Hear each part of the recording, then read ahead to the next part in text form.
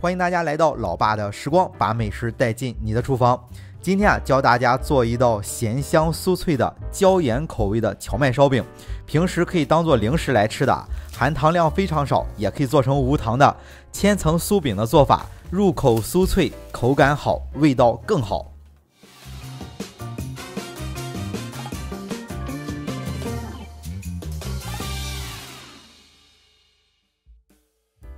首先咱们先来和个面团，是150克的中筋粉，就是家里最常的面粉，再加入150克的荞麦粉，这样总共是300克面粉。接着再加入2克的小苏打，能吃甜的话就加入20克的白糖，不想放白糖可以用木糖醇代替，或者就不放了。加入完这些材料之后就简单的搅拌一下。简单搅拌后再打入3个中等大小的鸡蛋，大概每个60克左右，然后再搅拌一下。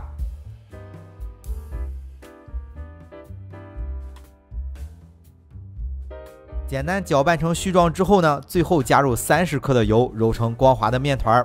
但是我觉着有的地方可能用到的荞麦粉比较潮湿，或者是有的朋友鸡蛋放多了，会导致面团比较软，后续做的时候可能会有点粘案板，所以揉面的时候可以感受一下，感觉有点粘手，可以适当的再加点面粉。咱们把面团揉光滑之后呢，为了方便下一步的操作，就先分成2个小面团，分好之后取来擀面杖擀几下，让面团更均匀，然后就像叠被子一样叠起来，之后放在盘子里让面团静置1个小时。一个是后续需要把面团擀得更薄，让面团松弛一下。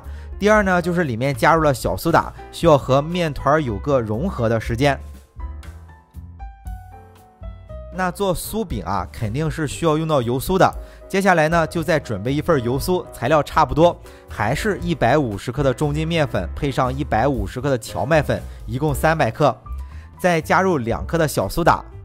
油酥就不加糖了，是加入5克的盐，再加入1小勺花椒粉，大概就是咱们普通吃饭的勺的1/3勺吧。如果家里有粉碎机的话，可以自己磨点花椒粉，会更好吃的。那简单搅拌一下之后，最后加入150克的油，视频里用的是花生油，如果吃不上来花生油的味道，可以用比较清淡的玉米油。加入油之后揉成面团就行了，这个就比较简单了。揉成面团之后同样是分成2份，和刚才的那个面团放在一起，放在盘子里用保鲜膜包起来松弛上1个小时之后，咱们再来制作。那1个小时之后面团就变得比较软了，多撒点面粉防粘。取过1个面团，先擀成一张长方形的面皮。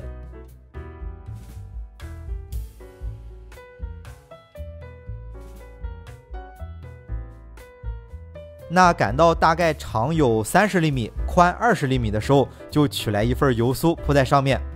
铺上油酥之后把油酥包在中间，再用轻压轻擀的方式，就像叠被子一样，擀开之后叠起来，重复上2次。擀的时候时不时的撒点面粉，不要用太大力气，不然面皮容易擀破了。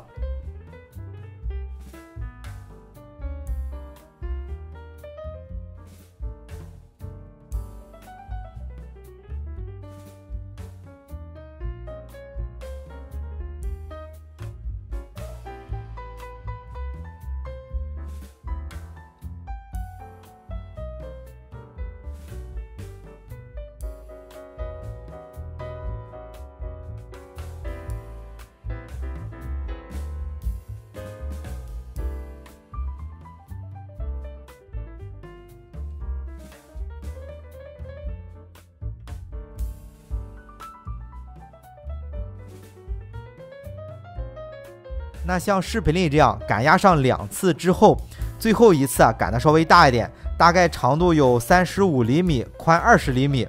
这一大块建议切20到30小块就行。咱们拍视频为了做出来好看，这个前后的边角是都去掉的。如果后续不再制作的话，这个边角料就浪费了。咱们自己在家做，秉持着不浪费的原则可以不去边角的。切好之后，咱们再刷上一层蛋液，不用太多，薄薄的一层。